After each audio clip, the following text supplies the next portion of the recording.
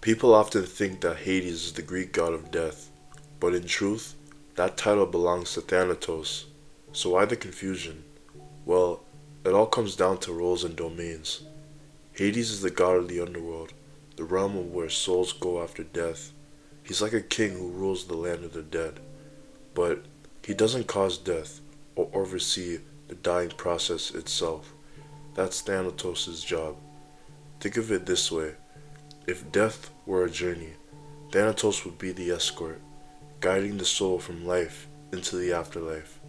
Hades would be the host, receiving the soul once it arrives.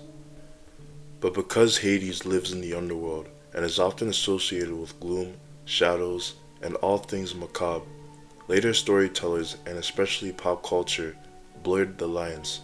Over time, Hades came to symbolize death itself in movies, video games, and books, even though ancient Greeks kept those roles distinct. In short, Hades rules the dead, Thanatos brings death. Hello everyone, and welcome back to Legends and Myths, where we dive in like Poseidon into everything legend and mythology. Today, we unravel the shadowy tale of Thanatos, the Greek god of death. If you're fascinated by mythology, symbolism, and stories that transcend time, make sure to like this video, subscribe to the channel, and tap that notification bell so you never miss a journey into the legendary. Let's dive in. Thanatos, whose name literally means death in Greek, was the personification of non-violent death. Unlike Hades, who ruled the underworld, Thanatos was a god who came when it was time for mortals to pass peacefully from life to death, not to be mistaken for grim reapers or dark demons. Thanatos was not feared so much as he was respected. He was a necessary force, the final breath, the last whisper at the end of a mortal's journey. Born from Nyx, the primordial goddess of night, and sometimes said to be fathered by Erebus, the god of darkness, Thanatos was part of a haunting family. His siblings included Hypnos, the god of sleep, Moros, the personification of impending doom and destruction, and even the Charis, spirits of violent death. While the Charis thirsted for blood on the battlefield, Thanatos represented the gentler, more merciful passing, quiet, calm, and inevitable. Thanatos himself was often depicted as a solemn, wicked youth, sometimes carrying a blown-out torch, a symbol of life extinguished. In ancient Greek art, he might also appear holding a butterfly, an ancient symbol of the soul, or a poppy, the flower of eternal sleep.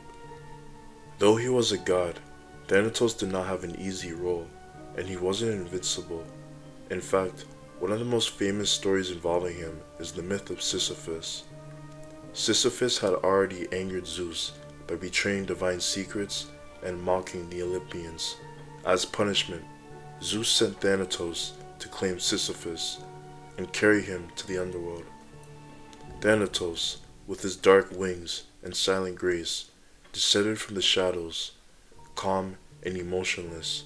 He came bearing the chains of death, unbreakable bindings meant to escort Sisyphus to the afterlife. But Sisyphus, ever the trickster, had no intention of dying. With flattery, wit, and a feigned curiosity, he invited Thanatos to demonstrate how the chains worked. Thanatos, perhaps bored or prideful, agreed.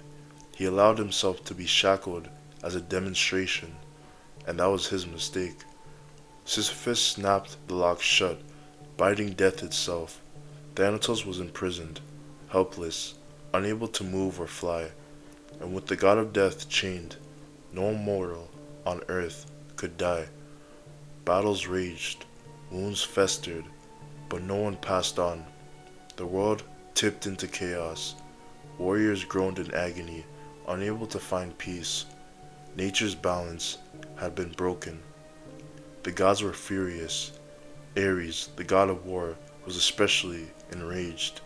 His glory came from blood and death, and with Thanatos trapped, his battlefield was useless. So Ares stormed down, broke the chains, and freed Thanatos, restoring death to the world once more. As for Sisyphus, his escape didn't last long. Thanatos also had strong ties to Hypnos, his twin brother. Together, they were said to escort the bodies of the fallen gently into the afterlife. The poet, Homer, describes them as silent and respectful, carrying the slain warrior, Sarpedon, from the battlefield at Zeus's command.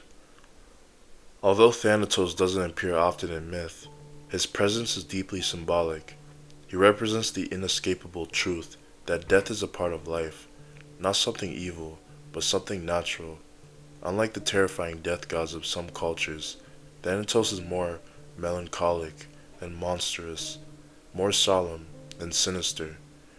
In later periods, Thanatos became associated with the Roman god Mors and influenced modern depictions of death itself. His image lingers in Gothic art, literature, and even psychology, where the Thanatos drive, coined by Freud, refers to the human impulse toward self-destruction and death. When most people picture death, they see a skeletal figure cloaked in black, holding a scythe, the Grim Reaper. But in ancient Greece, death had a very different face. Thanatos, the winged god of peaceful passing. So, how do these two deathly figures compare? Thanatos comes from ancient Greek mythology, first mentioned in the works of Hesiod and Homer. He's a primordial god, born of Nyx, the goddess of night. The Grim Reaper, on the other hand, is a more recent creation, evolving during the medieval Europe, especially during the Black Plague. He's not a god, but a personification, more of a symbolic figure than a deity. Thanatos is often portrayed as a young man with wings, sometimes holding an extinguished torch, a poppy flower, or a butterfly, the symbol of the soul. He's graceful and calm. The Grim Reaper is the opposite, a skeletal figure in a dark hooded cloak, wielding a scythe. He's meant to invoke fear, mystery, and inevitability of death.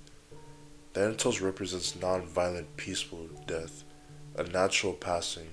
He's not malicious, but rather gentle and inevitable. He guides souls quietly, especially those who die in sleep or old age.